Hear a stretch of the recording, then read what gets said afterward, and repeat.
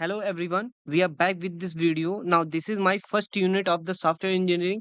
इस यूनिट को मैंने 3 पार्ट्स में कैटेगराइज किया है, जिसमें आपको 3 वीडियोस मिलेंगे, जिसमें पार्ट 1, पार्ट 2 और पार्ट 3, जिसमें हम यहाँ पे इम्पोर्टेंट क्वेश्चन से लेकर के कुछ जो हमारे इम्पोर्टेंट टॉपिक्स हैं वो भी यहाँ पे कवर किए जाएंगे और जितना भी सिलेबस होगा वो यहाँ पे कवर हो जाएगा। और उसके साथ में यहाँ पे आपको एक पीडीएफ मिलने वाली है। उस पीडीएफ में आपको सभी की चीजें मिल जाएंगी, जिससे आपको कोई भी प्रॉब्लम नहीं होगी, इधर-उधर से कंटेंट आपको उठाना नहीं होगा एग्जाम के टाइम पे और आप अच्छे से रिवीजन कर सकते हैं। So now without any delay, now let's dive into it. अब फर्स्टली हम सब लोग सॉफ्टवेयर इंजीनियरिंग को देखने वाले हैं कि ये क्या होता है। तो यहाँ पे देख सकते हो मेरे पास यहाँ पे मैंने 2 पॉइंट्स दे दिए हैं, उनको हम सब लोग सबसे पहले डिस्कस करते हैं। तो सॉफ्टवेयर इंजीनियरिंग क्या है? It is a field of the computer science, I hope you understand, and involves the application of the systematic, disciplined, quantifiable approach to the development, operation and maintenance of the software system। अब मैं समझाता हूँ इसका मतलब क्या है। यहाँ पे जो सॉफ्टवेयर इंजीनियरिंग है एक कंप्यूटर साइंस की फील्ड है और इसके अंदर कुछ हमारे पास अप्रोचेज आती हैं, जैसे सिस्टमैटिक है, डिसिप्लिन है और क्वांटिफिएबल है। और ये जो अप्रोचेज है वो किस लिए यूज की जाती है? सॉफ्टवेयर को डेवलप करने के लिए, उसमें ऑपरेशन या फंक्शंस को ऐड करने के लिए, कैसे परफॉर्म होंगे, और जो हमारा सॉफ्टवेयर हो जाएगा उसको मेंटेन कैसे करना है, उसके अपडेशन कैसे लाने हैं, वर्जन कैसे चेंज करने हैं ना, कैसे उसके वर्जन चेंज होते हैं, उसमें अगर कोई अपडेट करना है, वो सभी चीजें यहाँ पे मेंटेनेंस के अंदर आ जाती है। और उसकी कॉस्ट क्या रहने वाली है आगे चल करके हम सब मेंटेनेंस को अच्छे से समझ सकते हैं। ठीक है, तो आई होप आपको यहाँ पे चीजें समझ में आई होंगी कि कैसे हमारी सॉफ्टवेयर इंजीनियरिंग काम करती है। तो हमारे पास जैसे कोई भी एक पर्टिकुलर सॉफ्टवेयर है, अब इस सॉफ्टवेयर को हम जैसे ऐसे भी बना सकते हैं, कोई भी हम अप्रोच ना बने, कोई कह दिया कि भाई मुझे सॉफ्टवेयर बनाना है, मुझे वीएस कोड जैसा सॉफ्टवेयर बनाना है। ठीक है, वीएस कोड तो जानते होंगे, तो वीएस कोड जैसा सॉफ्टवेयर बनाना है, आपने बनाना स्टार्ट कर दिया, ना ही आपने सोचा कि क्या लगने वाला है, कौन सी क्या कॉस्ट, इसमें कितनी कॉस्ट लगेगी, कौन से फंक्शन रहेंगे और कौन सी कोडिंग का यूज करेंगे, मतलब कौन सी लैंग्वेज का यूज करेंगे, इन चीजों पे आप ध्यान ही नहीं दे रहे हैं। उसके साथ में और भी सारी चीजें, कौन से फंक्शन यूज होंगे, कौन सी एपीआई यूज होगी, तो आप कुछ भी नहीं सोच रहे हैं, आपने जस्ट स्टार्ट कर दिया बनाना। तो बाद में क्या होगा, it will be very become a very complicated, तो वहां पे आप फंस जाएंगे और वहां पे आपको प्रॉब्लम फेस करनी होगी। इसी का जो सॉल्यूशन लेकर के आता है वो कौन लेकर के आता है? Software engineering. तो ये एक टाइप की फील्ड है हमारी कंप्यूटर साइंस में, समझ में आया ना? कंप्यूटर साइंस की ये क्या है? ये हमारी फील्ड है। आई होप यू अंडरस्टैंड। देख सकते हो यहाँ पे it is a field of the computer science. तो चलिए नेक्स्ट पॉइंट देखते हैं। It incorporates various aspect. अब इसके अंदर बहुत सारी एस्पेक्ट्स आते हैं, मतलब पार्ट्स आते हैं। तो जैसे हम डिजाइनिंग एक पार्ट होता है, ये भी हमारा इंजीनियरिंग पार्ट का है। सॉफ्टवेयर डेवलपमेंट है, टेस्टिंग है, इवोल्यूशन है। So these are the parts of the software engineering जो कि यूज किए जाते हैं सॉफ्टवेयर के टाइम पे, या स्टेज कह सकते हो। तो जो स्टेज होती हैं, तो ये सभी क्या हो गई? हमारी स्टेज हो गई। ठीक है, अब इन स्टेज जो है, अब ये जो स्टेज है ये क्या करती है? एक सिस्टम, मतलब सिस्टम कौन, सिस्टम का मतलब क्या होता है? Software system. ठीक है, जो मेरा सॉफ्टवेयर बना है, ठीक है, सपोज जो सॉफ्टवेयर बना है वो इनेबल करवाता है। इनेबल का मतलब होता है कंप्यूटर से, देखो, enable computers to perform specific task. तो कंप्यूटर को क्या करता है? एक परमिशन देता है कि वो काम कर सके। तो मैं यहाँ पे इसको थोड़ा सा अच्छे से समझाने के लिए आपको अच्छे से बताऊंगा, जिससे आपको यहाँ पे क्लैरिटी मिल जाए। जैसे आपने देखा होगा कि एक आपके पास वीएस कोड है कि नहीं है? ऐसे आपके पास नोटपैड होगा, ठीक है, ऐसे आपके पास एक्सेल होगा, ऐसे आपके पास फोटोशॉप होगा। ठीक है, तो ये क्या है? ये सभी क्या है? सॉफ्टवेयर है। ये सभी क्या है? ये सभी क्या है? सॉफ्टवेयर है। आई होप यू अंडरस्टैंड। तो देखो, वीएस कोड किसके लिए यूज किया जाता है? Code editor.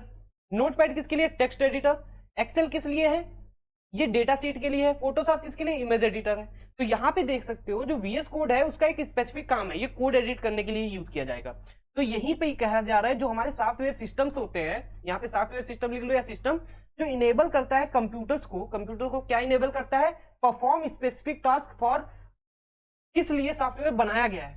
तो आप कोई भी सॉफ्टवेयर बनाएंगे, then first we need to specify the goal of the software, और किस लिए हम बना रहे हैं, उसका टारगेट क्या है, और किस लिए कोई भी क्लाइंट उस सॉफ्टवेयर को बना रहा है। We need to specify, we need to analyse that. जब तक हम वो एनालाइज नहीं करेंगे, then that will be not become a very good software और provide a highest quality of the software. Okay, I hope आपको सॉफ्टवेयर इंजीनियरिंग समझ में आई होगी। तो सॉफ्टवेयर इंजीनियरिंग क्या होता है कि ये हम इसलिए यूज करते हैं कि जिससे क्या हो, हम सॉफ्टवेयर को इफिशिएंट बना पाए, इफेक्टिव बना पाए और कॉस्ट कम लगे। ठीक है, तो चलिए हम आगे बढ़ते जाएंगे और अच्छे से समझ में आता जाएगा।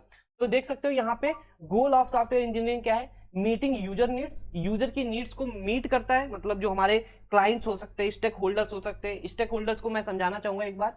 स्टेक होल्डर्स क्या होता है? देखो स्टेक होल्डर्स कुछ नहीं है, जो हमारे कंपनी के जो कुछ शेयर होल्डर्स होते हैं उन्हीं को हम स्टेक होल्डर्स कहेंगे, जो मतलब बनवा रहे हैं, सिंपल है ना। तो अब जैसे कोई एक सॉफ्टवेयर एक नहीं, उसमें ग्रुप ऑफ मेंबर्स हो सकते हैं ना, उन्हीं को हम स्टेक होल्डर्स बोलेंगे। तो हम उनकी नीड्स को देखते हैं कि वो कैसा चाह रहे हैं। तो हम जब सॉफ्टवेयर इंजीनियरिंग को यूज करते हैं then it will be very easy. तो वहीं पे हम प्रोजेक्ट की रिस्क की मैनेजमेंट कर सकते हैं कि अब रिस्क मैनेजमेंट का आप समझ लो मतलब क्या है। अब रिस्क को कैसे मैनेज करेंगे, जैसे सपोज आपने पहले एक बार सॉफ्टवेयर बनाया, ठीक है, आपने क्या किया, क्लाइंट को दिखाया, आपने कहा सर ये देख लीजिए ये मेरा सॉफ्टवेयर है, क्या ये आपको सही लग रहा है? तो उसने कहा नहीं ये सही नहीं लगा। दूसरी बार फिर से आपने क्लाइंट को दिखाया, ठीक है, उसने कहा नहीं फिर से भी नहीं सही लगा, अभी इसमें और चेंजेस है। ऐसे ही आप करते जा रहे हैं, 4-5 बार 6 बार किया तब भी उसको समझ में नहीं आया, तो आप क्या करेंगे, बार बार बनाते ही नहीं रहेंगे ना, तो वो क्लाइंट कहेगा, अब वो अनसेटिस्फाई हो जाएगा, या उसको आपको अच्छा आपका प्रोजेक्ट अच्छा ना लगे तो वो छोड़ के चला जाएगा। जब छोड़ के चला जाएगा देन आपका जो कॉस्ट है, जो आपकी जो मेहनत थी, वो उस पे सभी पे पानी फिर जाएगा, जिससे क्या होगा, प्रोजेक्ट का रिस्क बढ़ जाएगा, मतलब प्रोजेक्ट क्या होगा, आपका खतरे में चला गया। तो ये जो चीजें हैं, प्रोजेक्ट का रिस्क को मिनिमाइज करने के लिए भी हम क्या करते हैं, सॉफ्टवेयर इंजीनियरिंग का यूज करते हैं। तो वहां पे कुछ पर्टिकुलर स्टेजेस होती हैं, जैसे हम यहाँ पे पहले सॉफ्टवेयर बना लेते हैं, तो यहाँ पे हमारे पास कुछ 1 2 3 4 5 ऐसे स्टेज होंगी, तो हम यहाँ पे भी पूछ लेंगे। फिर यहाँ पे जब यहाँ पे क्लैरिफाई कर देगा कस्टमर कि यहाँ नहीं ये आपका प्रोजेक्ट सही है, मैं आगे लेकर के चलता हूँ, ठीक है, मतलब मुझे पसंद है, तब हम इस पे जाएंगे। जब ये कस्टमर को समझ में आ जाएगा तब ये वाली बनाएंगे। यहाँ पे सभी चीजें मैंने पहले बना ली फिर दिखा रहा हूँ, देन ये क्या करेगा, ये प्रोजेक्ट की रिस्क को ज्यादा कर देता है। तो ये सभी चीजों पे ही फोकस हमारा सॉफ्टवेयर इंजीनियरिंग करता है। तो थर्ड नंबर देखते हैं कम्युनिकेशन। तो ये कम्युनिकेशन पे भी काम करता है, मतलब हर एक जो हमारा एम्प्लॉय का, जो कंपनी के एम्प्लॉयज होंगे वो एक दूसरे के साथ में कम्युनिकेशन कर सकते हैं। स्टेक होल्डर्स कंपनी इसके साथ में हमारे जो डेवलपर है उनके साथ में कम्युनिकेशन कर सकते हैं, टेस्टर अपना डेवलपर के साथ कम्युनिकेशन कर सकते हैं। सो ये सभी चीजें यहाँ पे कम्युनिकेशन प्रोवाइड करता है। क्वालिटी को भाई इंश्योर करता है कि हाईएस्ट क्वालिटी देगा, ये गोल है, ठीक है।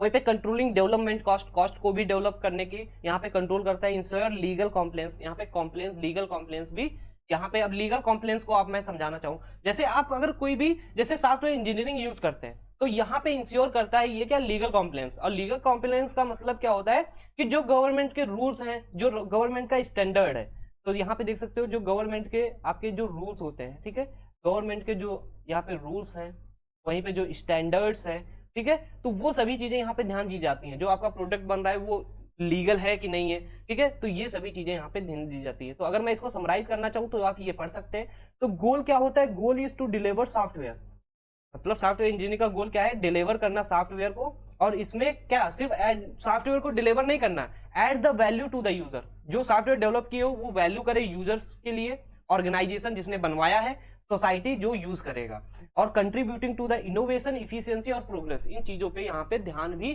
दिया जाता है software engineering. I hope you understand. तो इंपॉर्टेंस की बात कर लेते हैं कि भाई इसकी जरूरत ही क्या पड़ी। तो हमारी जो सॉफ्टवेयर ऐसे बन रहे थे उनमें क्या कमी थी, और जो इससे बने सॉफ्टवेयर इंजीनियरिंग की टेक्निक से बने तो उनमें क्या डिफरेंस था वो देखते हैं। तो जो सॉफ्टवेयर इंजीनियरिंग से प्रोडक्ट बने या सॉफ्टवेयर बने उनमें क्वालिटी की एश्योरेंस थी, कॉस्ट इफिशियंसी थी, मतलब कम कॉस्ट लग रही थी, रिस्क मैनेजमेंट कम था, मतलब बिल्कुल नेग्लेजिबल नहीं था, बट यहाँ पे कम था कि मतलब इन कंपेयर टू अदर जो हम टेक्निक्स नहीं यूज कर रहे थे सॉफ्टवेयर इंजीनियरिंग में, वहां पे रिस्क हाई रिस्क था, बट यहाँ पे रिस्क कम था। रिस्क का मतलब तो मैंने आपको बता ही दिया है। इनोवेशन और क्रिएटिविटी यहाँ पे हम यूज कर सकते हैं क्योंकि हमें पता होता है कि कैसा काम करेंगे, और यहाँ पे हमारे पास बहुत सारी मेथडोलॉजी और मेथड्स होते हैं सॉफ्टवेयर इंजीनियरिंग में, वो हम आगे यूज करेंगे और पढ़ेंगे तब आपको ज्यादा समझ में आएगा। तो अभी समझ लीजिए, आपको जो मैं बता रहा हूँ बस उस पर ध्यान देना है। हो सकता है थोड़ा सा अजीब लगे कि ये बता क्या रहा है, लेकिन हम आगे चलते जाएंगे, आपको अच्छे से समझ में आता जाएगा। अब यहीं पे यूजर सेटिस्फैक्शन होता है, स्केलेबिलिटी और एडेप्टेबिलिटी यहाँ पे पाई जाती है। अब हम यहाँ पे देखते हैं characteristics of the software engineering. तो कैरेक्टरिस्टिक्स क्या है सॉफ्टवेयर इंजीनियरिंग के, तो सबसे पहले सिस्टमैटिक अप्रोच आती है इसकी। देखो सिस्टमैटिक अप्रोच का मतलब क्या होता है कि हम एक सिस्टमैटिक अप्रोच से, जैसे पहला एक स्टेज ये है, दूसरा ये, तीसरा ये, जब तक ये कंप्लीट नहीं होगा तब तक हम इस पे मूव नहीं करेंगे। जब हम इस पे मूव कर गए, बन गया तो हम इस पे मूव करेंगे। तो ऐसा नहीं है कि पहले इसको बना लिए फिर इसको फिर इसको। तो एक सिस्टमैटिक अप्रोच से हम यहाँ पे काम करते हैं। इसमें हमारे पास बहुत सारे मैथड्स आते हैं, रिक्वायरमेंट का एनालिसिस करते हैं। तो हम देखो मैंने बताया था ना, कोई भी एक सॉफ्टवेयर बना रहे हैं तो उसमें एनालाइज कर लेते हैं कौन सा फंक्शन लगने वाला है, कौन सी कोडिंग लगने वाली, कितना कॉस्ट लगने वाला है, कितने एम्प्लॉय लगने वाले हैं, जिससे क्या होगा कि आप यहाँ पे अच्छे से एनालाइज कर सकते हैं कि कितना टाइम लगने वाला है सॉफ्टवेयर और कितनी कॉस्ट लगने वाली है। डिजाइन फोकस, हम फोकस पहले करते हैं डिजाइन पे। तो जो सॉफ्टवेयर इंजीनियरिंग होती है वो क्या करता है, फोकस पे डिजाइन करती है, तो डिजाइन पे फोकस करती है, टीम कोलेबोरेशन यहाँ पे होता रहता है, क्वालिटी एश्योरेंस दी जाती है, डॉक्यूमेंटेशन यहाँ पे प्रिपेयर कर लेते हैं। अब जैसे यहाँ पे रिक्वायरमेंट एनालिसिस है, तो यहाँ पे जितनी भी चीजें यहाँ पे एनालिसिस की गई और जो हमारा स्टेक होल्डर्स होंगे, स्टेक होल्डर्स या जो क्लाइंट्स है वो बताते हैं कि मुझे इस टाइप का सॉफ्टवेयर चाहिए, तो उस सॉफ्टवेयर के लिए कुछ हमारे पास रिक्वायरमेंट्स होंगे कि नहीं, तो वो जो रिक्वायरमेंट्स स्टेक होल्डर्स ने बताई कि डिजायर बताई कि हमारा जो सॉफ्टवेयर इस पे काम करेगा, तो उसकी क्या करते हैं जो डेवलपर्स होते हैं वो क्या करते हैं, उनकी डॉक्यूमेंटेशन प्रिपेयर कर लेते हैं। क्या प्रिपेयर कर लेते हैं, डॉक्यूमेंटेशन, जिससे क्या होगा कि उनको बनाने में हेल्प हो जाएगी। और उसके साथ में क्या होता है कि आपका स्टेक होल्डर जब सॉफ्टवेयर बन जाएगा तब बार बार कहेगा नहीं कि नहीं मैंने ऐसा नहीं ऐसा कहा था बनाने को, आपने कुछ ऐसा बना दिया, तो वो सभी चीजें यहाँ पे काम करती हैं। तो कंटिन्यूअस इंप्रूवमेंट, हम जब सॉफ्टवेयर इंजीनियरिंग का यूज करते हैं तो हम कंटिन्यूअस इंप्रूवमेंट यहाँ पे कर सकते हैं। तो आई होप आपको यहाँ पे सॉफ्टवेयर इंजीनियरिंग का बेसिक समझ में आया होगा कि इसके कैरेक्टरिस्टिक्स क्या है, इंपॉर्टेंस क्या है, और यहाँ पे गोल क्या है, और सॉफ्टवेयर इंजीनियरिंग क्या होता है। अब हम चलते हैं सॉफ्टवेयर क्राइसिस की तरफ। अब इसको हम सब लोग पढ़ लेते हैं कि ये होता क्या है। तो यहाँ पे देख सकते हो सॉफ्टवेयर क्राइसिस का मतलब क्या है। A software crisis refers to a period in his history of the software development. जो हिस्ट्री है सॉफ्टवेयर डेवलपमेंट की उसको रिफर करता है। अब इसमें क्या करता है, जो सिग्निफिकेंट चैलेंजेस और इशू होते हैं सॉफ्टवेयर को क्रिएट करने में, मैनेज करने में और मेंटेन करने में, तो उसी को हम सॉफ्टवेयर क्राइसिस बोलेंगे। तो सिंपल है, सॉफ्टवेयर क्राइसिस क्या है, एक हिस्ट्री है जो सॉफ्टवेयर की जो डेवलप करने के टाइम पे होती है। जैसे हम कोई भी सॉफ्टवेयर को डेवलप कर रहे हैं या मैनेज कर रहे हैं या फिर मेंटेन कर रहे हैं, वहां पे जो प्रॉब्लम्स आती हैं, यहाँ पे देख सकते हो जो चैलेंजेस आए और जो इशू आए उसके थ्रू जो हमारी प्रॉब्लम्स आती है उन्हीं को हम क्राइसिस बोल सकते हैं, इसीलिए हम इसको सॉफ्टवेयर क्राइसिस बोलते हैं। तो ये कब से आना स्टार्ट हुआ, 1960 और 1970 के टाइम पे यहाँ पे demand for the software solutions rapidly increase. मतलब जब उस टाइम पे कंप्यूटर्स बनना स्टार्ट हुए उसी टाइम पे सॉफ्टवेयर बनने की भी जो डिमांड थी वो इंक्रीज करने लगी। अब भाई जब सॉफ्टवेयर ज्यादा बनेंगे तो उसी के साथ में यहाँ पे क्या हुआ, प्रॉब्लम्स यहाँ पे क्रिएट होने लगी, और उसी के साथ में limited associated with the software development. तो यहाँ पे क्या हुआ कि जैसे जो हमारी ग्रोथ यहाँ पे सॉफ्टवेयर की बढ़ने लगी और कोई भी सॉफ्टवेयर इंजीनियरिंग का टेक्निक यूज नहीं कर रहा था और वो ऐसे ही बना दिए, तो जिससे क्या होगा, कॉम्प्लेक्स हो गए। तो जो हमारे उस टाइम पे सॉफ्टवेयर बने तो वो कैसे बने वो मैं बताता हूँ। जैसे सॉफ्टवेयर बन गए, अब वो बन के काम तो कर रहे हैं, इट इज वर्किंग फाइन, यहाँ पे वर्किंग फाइन, ठीक है, लेकिन प्रॉब्लम क्या आ रही थी वो देखते हैं। जब सॉफ्टवेयर बन गया, सपोज उस सॉफ्टवेयर में कोई मुझे एक फंक्शन ऐड करना है, सपोज एक मुझे फंक्शन ऐड करना है, one function I want to add. तब जब मैं फंक्शन को ऐड करना चाहता हूं देन क्या होता है कि अब वो कॉम्प्लेक्स बन जा रहा है, it will become a very complex. क्यों? क्योंकि उसकी कोडिंग अच्छे से नहीं हुई है। तो आई होप आपको यहाँ पे समझ में आया होगा कि कैसे ये कॉम्प्लेक्स बनते जा रहे थे, और यहाँ पे कोई भी प्रॉब्लम्स मतलब जब हम कोई भी चीज ऐड कर रहे थे इशू हो जा रहा था, या बने तब वो अच्छे से नहीं बने थे। तो मतलब ओवरऑल हम कह सकते हैं जो प्रॉब्लम्स आती हैं सॉफ्टवेयर में उसी को हम सॉफ्टवेयर क्राइसिस बोल सकते हैं। तो अब यहाँ पे देख सकते हो overall the software crisis highlighted need for the improvement. जैसे कहते हैं कि हमारे इस सॉफ्टवेयर में सॉफ्टवेयर क्राइसिस है, देन आप समझ सकते हैं कि उसमें कुछ इंप्रूवमेंट की जरूरत है। हो सकता है वो काम कर रहा हो but it will not working fine, हो सकता है कुछ फंक्शंस उसके सही से वर्क नहीं कर रहे हैं। तो software engineering practices, tools, methodologies, education to address the complex evolve nature of the software development. अगर आपको इंप्रूवमेंट करना है तो सॉफ्टवेयर इंजीनियरिंग की प्रैक्टिस करनी पड़ेगी, टूल्स को यूज करना पड़ेगा, मेथड जो होते हैं वो, और एजुकेशन भी आपके यहाँ पे इंपॉर्टेंट हो जाती है सॉफ्टवेयर क्राइसिस की। तो जैसे रीजंस क्या है कि मतलब कब आती है सॉफ्टवेयर क्राइसिस, तो वो हम देखते हैं। सबसे पहले complexity, limited resources, changing requirements और टेक्निकल चैलेंजेस। तो ये सभी प्रॉब्लम्स जो होती हैं वो हमारी सॉफ्टवेयर क्राइसिस में आती हैं। तो रिजल्ट्स क्या है भाई, जो रीजंस हैं ये आपको पीडीएफ पूरी मिल जाएगी, वहां से आप अच्छे से पढ़ सकते हैं। सो डोंट यू कैन से फियर अबाउट दैट कि मुझे यहाँ पे स्क्रीनशॉट लेनी है, लिखना है, तो उसकी टेंशन नहीं लेनी, आपको जस्ट समझना है पीडीएफ के साथ में।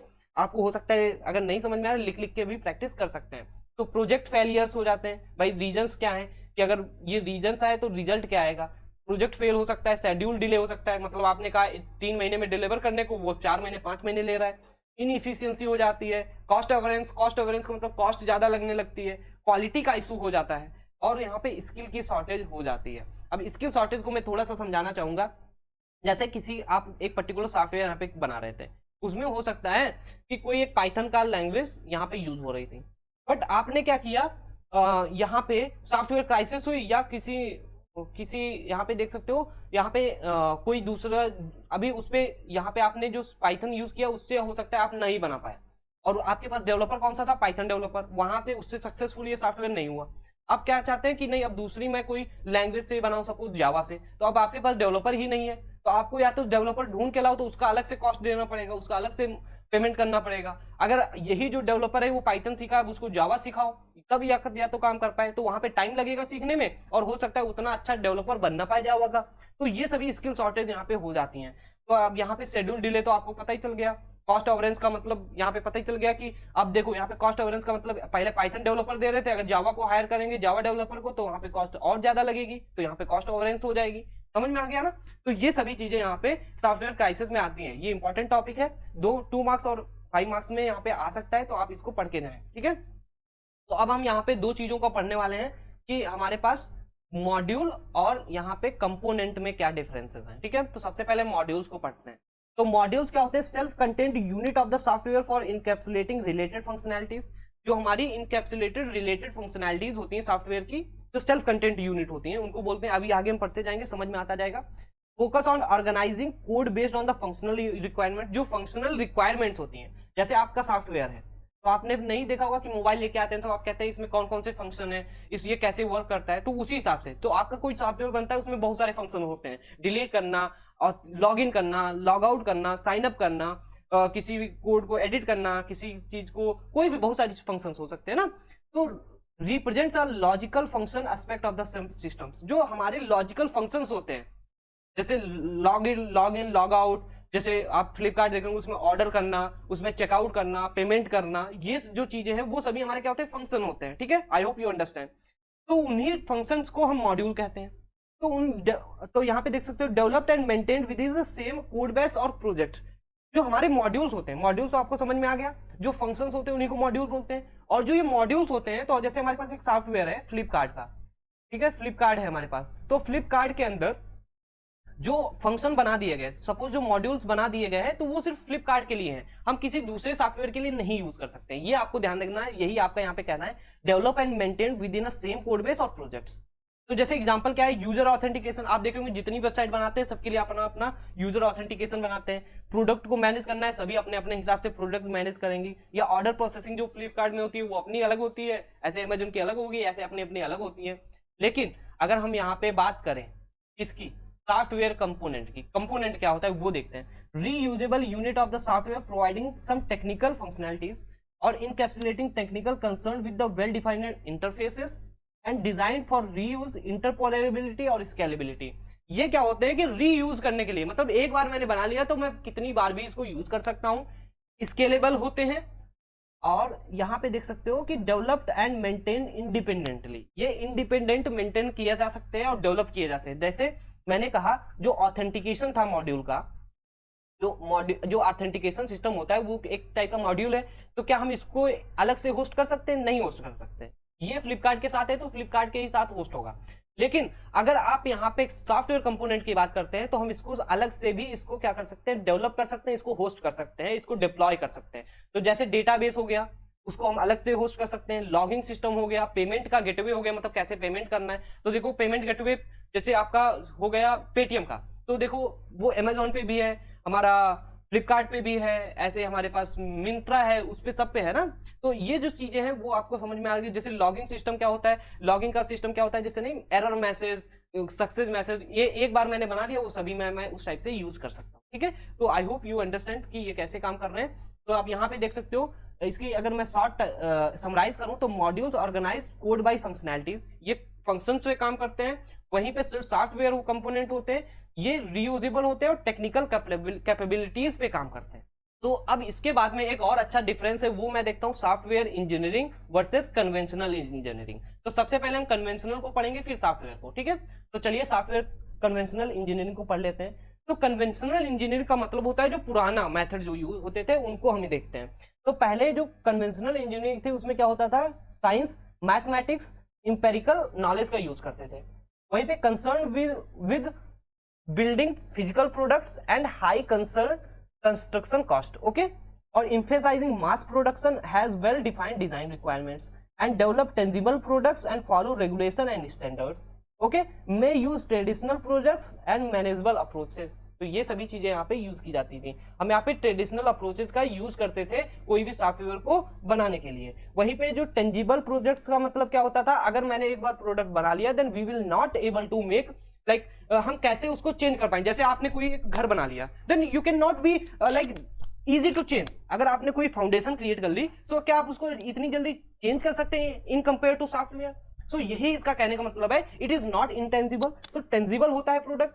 तो ये चीजें आपको यहाँ पे ध्यान देनी है। जैसे कन्वेंशनल का मतलब क्या होता है कि आप कोई भी बिल्डिंग बना रहे हैं तो वहां पे जो अप्रोच हो रही है उसको हम कन्वेंशनल कहेंगे, ठीक है। इसके लिए बेसिकली हमारे पास यहाँ पे साइंस, मैथमेटिक्स और इंपेरिकल नॉलेज का यूज करते थे, और जो इसमें हाई कंस्ट्रक्शन होती थी। और यहाँ पे एक चीज और ध्यान देने वाली है, यहाँ पे हम स्टैंडर्ड्स का यूज करते हैं। जैसे आप कोई भी एक पुल बना रहे हैं तो पुल बनाने का देखो मेथड सभी का नहीं हो सकता, डिजाइन थोड़ी चेंज हो बट मेथड बनाने का सभी का सेम होता है। जैसे आप घर बना रहे हैं या बिल्डिंग बना रहे हैं तो देखो रूफ, कॉलम और फाउंडेशन ये सभी चीजें आप वहां पे बनाएंगे ही बनाएंगे। तो बेसिकली जो फाउंडेशन है, जो बेसिकली स्टैंडर्ड्स होते हैं जो हमारे गवर्नमेंट के या जो हमारे कन्वेंशनल अप्रोच के, तो आपको वो फॉलो ही करने होंगे। तो this is the conventional engineering. तो अब हम देखते हैं सॉफ्टवेयर इंजीनियरिंग क्या लेके आया। देखो यहाँ पे सॉफ्टवेयर इंजीनियरिंग में कंप्यूटर साइंस यूज हुई, आईटी का यूज हुआ और डिस्क्रीट मैथमेटिक्स का हम यूज करने लगे। वहीं पे concern with the software development, low construction cost. इसमें construction cost in compare to conventional बहुत ही कम थी, क्योंकि यहाँ पे हम सॉफ्टवेयर चीजें यूज करते रहते और यहाँ पे हमें कोई प्रैक्टिकल जाकर के, जैसे किसी को घर नहीं बनाना है, यहाँ पे हम सॉफ्टवेयर कंप्यूटर के अंदर कोई भी मॉडल्स को क्रिएट कर सकते थे विद मिनिमम कॉस्ट। वहीं पे फोकस ऑन क्वालिटी, हम यहाँ पे क्वालिटी दे सकते हैं और उसी के साथ में टेस्टिंग भी कर सकते हैं, प्रोटोटाइप बना सकते हैं और मेंटेनेंस कर सकते हैं। जैसे आपको अगर कोई घर बनाना है तो पहले आपको घर बनाना पड़ जाता था, लेकिन हम क्या कर सकते हैं, यहाँ पे हम प्रोटोटाइप को क्रिएट कर लेते हैं। जैसे हमें कोई सॉफ्टवेयर बनाना है तो सबसे पहले हम प्रोटोटाइप क्रिएट कर लेंगे, और प्रोटोटाइप क्रिएट करने का मतलब क्या होता है वो मैं आगे अभी बता दूंगा। प्रोटोटाइप का मतलब होता है कि जैसे आपको कोई एक गेम बनाना है तो आप गेम बनाने के पहले आप क्या कर सकते हैं, उसका प्रोटोटाइप क्रिएट कर सकते हैं, बिल्कुल क्लोन डिजाइन। कोडिंग करने से पहले, डेवलप करने से पहले मैंने एक डिजाइन क्रिएट कर ली, तो that is called prototype. I hope you understood. Okay, तो डेवलप इंटेंजिबल प्रोडक्ट्स। अब इंटेंजिबल प्रोडक्ट्स का मतलब क्या होता है, जैसे आपने कोई एक गेम बना लिया तो you can very easily to change out. Okay, ये नहीं है कि आपने एक बार बना लिया तो नहीं आप चेंज कर सकते हैं। और यहाँ पे फॉलो एस्टेब्लिश स्टैंडर्ड्स, यहाँ पे भी हम स्टैंडर्ड्स का फॉलो करते हैं। और यहाँ पे एक एजाइल मेथड होता है जो सॉफ्टवेयर इंजीनियरिंग का, वो हम यहाँ पे यूज करते हैं। एजाइल मेथड आपको यहाँ पे समझ में आया होगा। ओके, तो एग्जांपल में हम यहाँ पे देख सकते हैं डिजाइन ऑफ वीडियो गेम। तो डिजाइन ऑफ वीडियो गेम क्या होता है, वो हमारा एक सॉफ्टवेयर इंजीनियरिंग का क्या होता है, एक एप्लीकेशन है। वीडियो गेम करना, कोई भी सॉफ्टवेयर बनाना, कोई भी हमारा वेबसाइट बनाना, so these are the software engineering applications. I hope you understand. तो ये हमारे जो डिफरेंसेस थे मैंने बता दिए।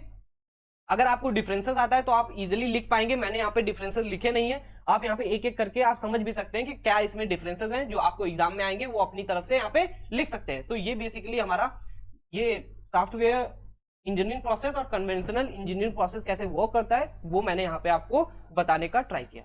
अब हम यहाँ पे देखने वाले हैं सॉफ्टवेयर क्वालिटी को। तो सॉफ्टवेयर क्वालिटी एक इंपॉर्टेंट रोल प्ले करेगा जब हम कोई भी सॉफ्टवेयर को क्रिएट करेंगे। जैसे हम कोई भी चीज, अभी खाना बना रहे हैं तो खाना बनाएंगे तो अच्छा बनना चाहिए ना। तो अब अच्छा बनने की भी एक स्टैंडर्ड है।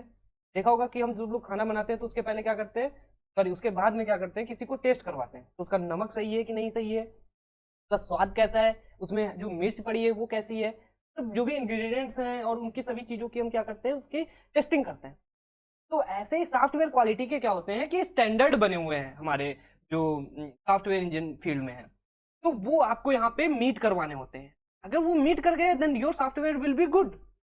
तो यहाँ पे जो सॉफ्टवेयर है, यहाँ पे देखो मैंने 2 पॉइंट्स लिखे हैं वो हम पढ़ लेते हैं। It refers to the degree to which a software product और system meets the specified requirements and customer expectations and industry needs. तो यहाँ पे आपको समझ में आ रहा होगा कि जो इंडस्ट्री की नीड्स है, कस्टमर की एक्सपेक्टेशंस हैं, जो स्पेसिफाइड रिक्वायरमेंट्स हैं, अगर उनको मीट करता है and then that will be very good for the quality. तो आपको क्वालिटी का मतलब समझ में आएगा। ऐसा कुछ नहीं है कि क्वालिटी ऐसे ही बता दिया कि हमारे सॉफ्टवेयर की क्वालिटी अच्छी है, ऐसा नहीं। वो हमारी स्टैंडर्ड्स पे बैठेंगी, उनको हम बताएंगे कि यार ये आपकी क्वालिटी सही है कि नहीं। So based on the we have the multiple functionalities और you can say aspects, we can measure the quality of the software. So पहली कौन सी एस्पेक्ट है, फंक्शनैलिटी। तो फंक्शनैलिटी कैसी होनी चाहिए, करेक्ट होनी चाहिए, कंप्लीट होनी चाहिए, सुटेबल होनी चाहिए। I hope understood. वहीं पे देख सकते हो कि यहाँ पे रिलायबिलिटी की बात करें तो रिलायबिलिटी में क्या है, अवेलेबिलिटी है, फॉल्ट टॉलरेंस है, रेजिलियंस है, स्टेबिलिटी है। अब यहाँ पे यूजिबिलिटी की बात करें तो इंट्यूटिवनेस, लर्नेबिलिटी, इफिशियंसी और एरर टॉलरेंस होना चाहिए। वहीं पे परफॉर्मेंस की बात करूं तो परफॉर्मेंस में क्या होना चाहिए, स्पीड होनी चाहिए उसकी, भाई परफॉर्मेंस में तो फास्ट होना चाहिए, स्केलेबल होना चाहिए। स्केलेबल का मतलब क्या होता है कि अगर आपने सपोज कोई सॉफ्टवेयर बनाया, सपोज आपने क्या किया, एक सॉफ्टवेयर बनाया, अब इस सॉफ्टवेयर को बनाने के टाइम पे 4 फंक्शंस थे, आप एक और फंक्शन को ऐड करना चाहते हैं, एक फंक्शन को और एक ऐड करके 4 + 1 5 बनाना चाहते हैं, then you need to scale your software. क्या आप उसको स्केल कर पा रहे हैं कि नहीं कर पा रहे हैं? जैसे आपने देखा होगा हर महीने व्हाट्सएप में अपडेट आते हैं, फेसबुक में अपडेट आते हैं, एज वेल एज फ्लिपकार्ट में आते हैं, तो वो जो अपडेशन है इसका मतलब वो सॉफ्टवेयर स्केल हो रहा है। जो स्केल हो रहा है उससे क्या कोई प्रॉब्लम तो नहीं आ रही क्वालिटी में? तो those are the things we have to kept in the mind when we making any software। Okay, so resource utilization भी यहाँ पे होनी चाहिए। चलो फिर पॉइंट देख लेते हैं सिक्योरिटी। सिक्योरिटी में भाई कॉन्फिडेंशियलिटी, जो डेटा है आपको वहां पे देखना चाहिए, इंटीग्रिटी, ऑथेंटिकेशन और ऑथराइजेशन पे आपको ध्यान देना है। वहीं पे मेंटेनेबिलिटी की बात करें, रीडेबिलिटी, मॉडिफिएबिलिटी और एक्सटेंसिबिलिटी और टेस्टेबिलिटी, ये आपको नोट्स में मिल जाएगा। And then don't worry, just आपको यहाँ पे जो मैं बता रहा हूँ वो आपको फोकस करना है। तो बेसिकली आपको क्वालिटी का मतलब समझ में आया होगा, ज्यादा नहीं हो सकता 2 मार्क्स में पूछ दे तो आप यहाँ पे अच्छे से कर पाएंगे, और आप इसको अपने हिसाब से मैनिपुलेट कर सकते हो और अपने हिसाब से मॉडिफाई करके you can give the answer in the examination. Okay, तो ना अभी तक जो भी चीजें पढ़ रहे थे वो फाउंडेशन थी, लेकिन अब हम सब लोग मेन टॉपिक की तरफ मूव करने वाले हैं जिसका नाम है SDLC। SDLC क्या होता है? ये होता है हमारा सॉफ्टवेयर डेवलपमेंट लाइफ साइकिल, जो कि हमारा बहुत ज्यादा इंपॉर्टेंट टॉपिक होता है, या कह सकते हो कोर है हमारी सॉफ्टवेयर इंजीनियरिंग की। तो SDLC को हम सब लोग देखते हैं। SDLC stand for the software development life cycle. Okay, वहीं पे देख सकते हो कि it structured approach used by the software development teams. ये डेवलपमेंट टीम्स के द्वारा क्या की जाती है, थ्रू ये यूज की जाती है। जैसे हमारे पास कोई एक डेवलपर होगा, वो अगर सॉफ्टवेयर बना रहा है ये सॉफ्टवेयर को, तो ये क्या करेगा, उसको यूज करेगा इस SDLC अप्रोच को। इस SDLC अप्रोच को हम डेवलपमेंट मेथोडोलॉजी भी बोल सकते हैं। इसके अंदर बहुत सारी मेथड्स आते हैं। तो अब जैसे इसके SDLC के अंदर क्या होता है, इसके अंदर कुछ फेजेस होते हैं। हम जो वर्क होगा, मतलब जैसे हम सॉफ्टवेयर तो ऐसे भी बना रहे थे, बट जो ये सॉफ्टवेयर बन रहा होगा, अब ये जो सॉफ्टवेयर बनेगा वो ऐसे नहीं डायरेक्ट, मैंने यहाँ पे किसी ने कहा सॉफ्टवेयर बनाना का, आपने कहा कि लो ये कंप्लीट हो गया सॉफ्टवेयर, नहीं। अब आपको सॉफ्टवेयर को कहा जाएगा बनाने को, तो आप उसको क्या करेंगे, एक फेज में बनाएंगे, दूसरे फेज में, तीसरे फेज में, चौथे फेज में, 5वें फेज में, 6वें फेज में, इस टाइप से नंबर ऑफ फेजेस लगेंगे। ऐसा नहीं डायरेक्टली, तो इस फेज में कुछ दूसरा काम हो रहा होगा, इस फेज में कुछ दूसरा काम हो रहा होगा, इस फेज में कुछ दूसरा काम हो रहा होगा। जब लास्ट वाला फेज कंप्लीट होगा देन आपका कंप्लीट सॉफ्टवेयर बनेगा। तो अभी आपको ये जस्ट आपको ओवरऑल थ्योरेटिकली आपको समझ लेना है, आगे हम सब लोग आगे चल के अच्छे से समझने वाले हैं। तो आप देख सकते हो इसमें involves phases like analysis, design, implementation, testing, deployment, maintenance. तो ये सभी चीजें यहाँ पे स्टेजेस हैं। तो अब देखो यहाँ पे देखो, guidance the entire software development process from the conception to completion. यहाँ पे हम गाइड करते हैं स्टार्टिंग टू एंड जो भी हमारा सॉफ्टवेयर बनने वाला है। एंड डिफरेंट SDLC मॉडल्स, हमारे पास बहुत सारे different types of the models available in the software engineering like waterfall, agile, iterative, spiral और ऑफर वेरियस अप्रोचेस। और जितने भी सॉफ्टवेयर मेथड्स हैं, they can offer various types of approaches for the making a particular software based on the cost, based on the you can say time or iteration। so ये सभी चीजें यहाँ पे SDLC focus करता है और ये अपने दिमाग में रखता है, ठीक है। Encourage learning from the various cycle to improve the future development cycle. जैसे मैंने कहा स्टेज है, 1 है, 2 है, 3 है, 4 है, 5 है। तो पहले आपने 1 से लेकर के 5 तक काम किया, उसके बाद अगर फिर से 1 से 5 तक काम करते हैं, तो अगर इसमें क्वालिटी का लेवल 1 था तो इसमें क्वालिटी का लेवल 2 हो जाएगा। और अगर आपने एक बार और साइकिल की, मतलब ये इंप्रूव करता रहता है लेवल। तो यही इसका कहने का मतलब है, अगर आप जितनी बार इस प्रोसेस को रिपीट करेंगे and they can give you the improve software. Okay, तो emphasize understanding and meeting the customer needs. मतलब हम अंडरस्टैंडिंग और यूजर की जो कस्टमर की नीड्स हैं उनको हम यहाँ पे एनालाइज कर सकते हैं। We can understand before that making the any particular software. Okay, तो यहाँ पे ये हमारा बेसिकली SDLC था। अब हम इसमें क्या करेंगे, थोड़ा सा इसकी थ्योरी पे जाएंगे। जो हमारे पास स्टेजेस होती हैं, तो बेसिकली यहाँ पे स्टेज ऑफ SDLC पढ़ने वाले हैं, स्टेज ऑफ SDLC। तो अभी स्टेज ऑफ LCS में सबसे पहली स्टेज जो आती है वो आती है एनालिसिस, दूसरी आती है डिजाइन, तीसरी आती है डेवलपमेंट, चौथी आती है टेस्टिंग, पांचवी आती है डिप्लॉयमेंट और छठवीं आती है मेंटेनेंस। तो ये हर एक बुक में अलग अलग टाइप से हो सकती है। बेसिकली जो मैंने लिखा है यहाँ पे इस टाइप से इजी मेथड में सिर्फ 6 स्टेज लिखी हैं। अब इसको तोड़ मरोड़ के कितनी भी 4 भी कर सकते हैं, 5 भी कर सकते हैं, 6 7 8 जो भी करना हो कर सकते हैं, ठीक है। लेकिन मैंने यहाँ पे 6 स्टेज जो मेन स्टेज है वो मैंने यहाँ पे लिख दी है। तो चलिए हम सबको एक एक करके इसको समझते हैं कि एनालिसिस में क्या होता है। देखो एनालिसिस नाम से ही आपको जो क्लियर हो जाएगा कि यार इसमें क्या हम क्या करते हैं, जो टीम है आइडेंटिफाई करती है कि नीड क्या है क्लाइंट की, मतलब क्लाइंट क्या बनवाना चाहता है और जो सॉफ्टवेयर बनेगा तो उसका गोल क्या है। तो ये चीजें एनालाइज करेंगे, उसकी कॉस्ट क्या होने वाली है, उसमें कितना रुपया लगेगा, कितना एम्प्लॉय लगेंगे, कौन सी कोडिंग यूज हो रही होगी, how much time they taken by the software. So ये सभी चीजें यहाँ पे हम we can analyse first before the making any software. Okay, so this is the first step. तो फर्स्ट स्टेप। अब सेकेंड में क्या होगा, डिजाइन होगी। अब डिजाइन में क्या होगा, हम आउटलाइन प्रिपेयर कर लेते हैं। We have to create outline, like हम कैसा सॉफ्टवेयर बनाएंगे। नहीं देखा होगा कि जैसे मैं पर्टिकुलर जैसे मैं कोई एक वेबसाइट बनाता हूँ, if you making a any website, then सबसे पहले हम क्या करते हैं, उसकी आउटलाइन तैयार कर लेते हैं कि हाँ ये यहाँ पे ये चीज होंगी। So it will be very easy to navigate और making the software for in the development phase. Okay, तो ये चीज आपको यहाँ पे ध्यान देनी है। वहीं पे देख सकते हो यहाँ पे outline specification software how it will operate. अब ये डिजाइन बना लेते हैं तो हमें पता होता है कैसे कैसे ये ऑपरेट करेगा। तो डेवलपमेंट में क्या होगा, यहाँ पे हम एक्चुअली कोडिंग का परफॉर्म करते हैं और डेवलप करते हैं सॉफ्टवेयर को। एंड देन अनदर देख सकते हो टेस्टिंग के अंदर क्या होता है, once a software is develop it is tested to ensure it works on indeed. And deployment में क्या होगा, आफ्टर द टेस्टिंग। भाई अब देखो टेस्टिंग का मतलब क्या होता है, जैसे आपने देखा होगा, टेस्टिंग को मैं थोड़ा सा समझाना चाहूंगा। जैसे आपने कोई भी चीज बनाई, जैसे आपने हो सकता है केक बनाया, तो आप घर वालों को कहते हैं ना भाई ये टेस्ट करके बताओ इज इट गुड और नॉट। जैसे कहता है इसमें थोड़ा सा शुगर कम है, देन क्या करते हो तुम ऐड कर दिए शुगर। जैसे आपने कोई मैगी बनाई, तो मैगी में अगर नमक कम है, उसने टेस्ट किया तो आप नमक डाल दिए, मिर्च कम है तो मिर्च डाल दी, और भी जो इंग्रेडिएंट्स कम है वो डाल दिए। तो ये सभी टेस्टिंग तो आपको समझ में आ रहा होगा ना। टेस्टिंग का मतलब होती है जो बग्स है, जो प्रॉब्लम्स है, we have to identify that and resolve it.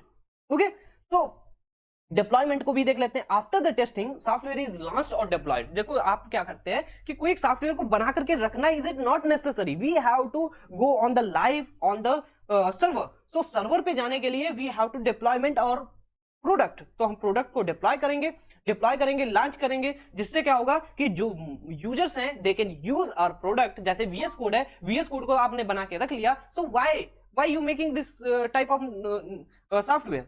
तो ये नॉनसेंस ही तो हो जाएगा अगर आप उसको डिप्लॉय नहीं करते। तो वीएस कोड अभी आज के टाइम पे देखो कितना ज्यादा यूज करते हैं, तो वो सिर्फ टेस्टिंग और डिप्लॉय डेवलपमेंट तक नहीं, उसके बाद डिप्लॉय भी करना पड़ेगा। अब आपने देखा होगा कि वीएस कोड जब पहली बार आया होगा तो वो पहले स्टेज थी, उसका मतलब था कि पहली बार उसको एक साइकिल में कंप्लीट किया गया, ठीक है। लेकिन आप देख सकते हो उसका मेंटेनेंस करा जाता है, उसको मतलब इंप्रूव किया जाता है, डे बाय डे अपडेट आते रहते हैं। तो देख सकते हो आज के टाइम पे वो कितना ज्यादा इंप्रूव हो चुका है, ठीक है। तो यहाँ पे मेंटेनेंस के अंदर हम क्या करते हैं, उसकी अपडेशन है, जो रिक्वायरमेंट्स हैं, वो सभी चीजें हम यहाँ पे देखते रहते हैं।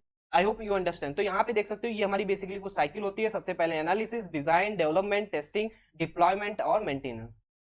तो मैंने यहाँ पे आपके लिए एक ट्रिक बना के रखी है जो कि आपको यहाँ पे ध्यान देनी है। तो देख सकते हो यहाँ पे ट्रिक क्या है, a daring dog takes daily मार्च।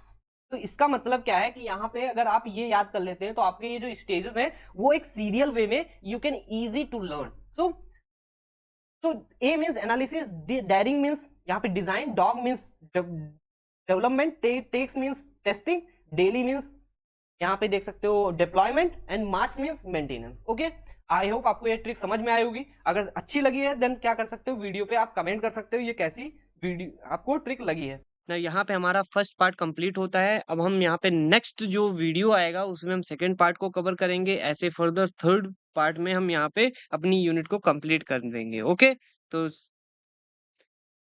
मिलते हैं नेक्स्ट वीडियो में। Till then keep happy, keep smiling and stay productive.